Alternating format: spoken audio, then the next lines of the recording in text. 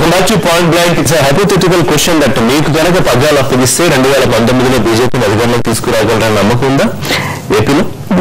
ప్రస్తుతం మా ధ్యాసల్లో భారతీయ జనతా పార్టీని ఇప్పుడు ఫోకస్ చేసుకుంటాం. నేను ఇంకొకరు అక్కడ ఉన్నంత మాత్రమే మనం గ్రౌండ్ రియాలిటీస్ ని మనం అర్థం చేసుకోవాలి రిషి గారు. When will the party come to power?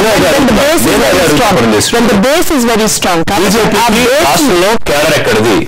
Andhra Pradesh లో తెలుగుదేశం పార్టీ పొత్తుతో ఈ మాత్రం సీట్లు సంపాదించుకోగలిగింది, కానీ బీజేపీ సొంతంగా తన సామర్థ్యాన్ని కానీ తన ఉనికిని కానీ చాటుకోగలుగుతుందా? ఇప్పుడు మా ముందున్నటువంటి ప్రధాన బాధ్యత అదే కదండి, కార్డర్ని డెవలప్ చేసుకోవటం, పార్టీని బలోపేతం చేసుకోవటం.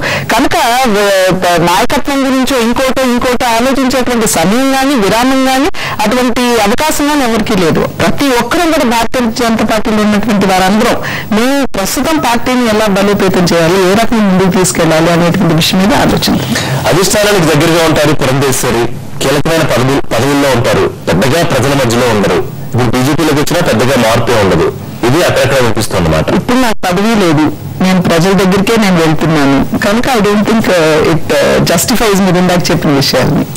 జమాలజిస్ట్ మీరు, సో వాటికన్నా పవర్ ఉంటుందని నమ్ముతారా పురంధేశ్వరి గారు మీరు?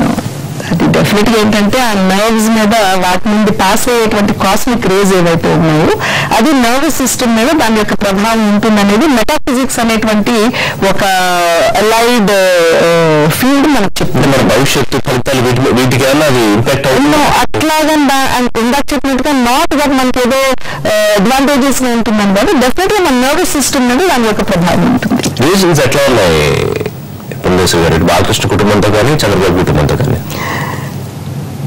అందరితో నా కుటుంబ సభ్యులందరితోటి నాకు రిలేషన్షిప్స్ బాగానే ఉన్నాయండి. బట్ మీకు తెలుసు relationships cannot be from one side, it has to be from both sides.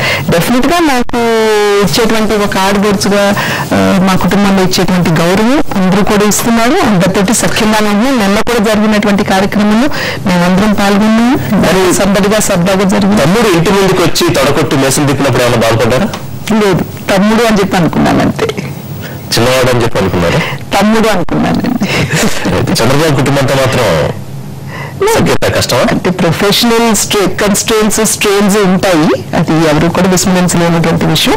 NTR brand విషయానికి వస్తే ఆ బ్రాండ్ ని సామర్థ్యం ఉన్నా లేకపోయినా రాజకీయ అవసరాల కోసం కుటుంబ సభ్యులు కానివ్వండి మిగతా వాళ్ళు కానీ వాడుకుంటున్నారు, ఒప్పుకుంటారా?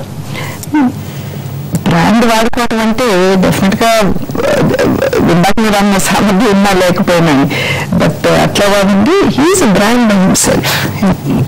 ఎన్నికల నుంచి తప్పుకుంటున్నప్పుడు డాక్టర్ గారు ఒక మాట అన్నారు, ఎన్నికల్లో పడిపోయి డబ్బులు ఖర్చు ఇదంతా నచ్చకపోవడం ఎక్కితే అంత ఖర్చు పెట్టలేక నేను ఎన్నికల్లో పోటీ చేయట్లేదు. నిజంగా డబ్బులు ఖర్చు పెట్టలేక డాక్టర్ గారు పక్క తప్పుకున్నారా?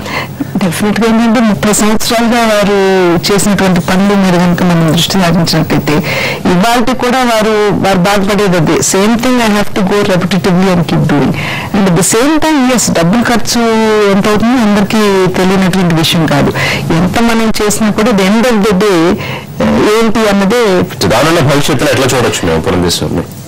అది భగవంతుడు డిసైడ్ చేస్తాడు, మా పార్టీ డిసైడ్ చేస్తుంది. కెన్ యూ సే కాన్ఫిడెంట్లీ 2019 దాకా బీజేపీలో కొనసాగుతానని? Definitely yes.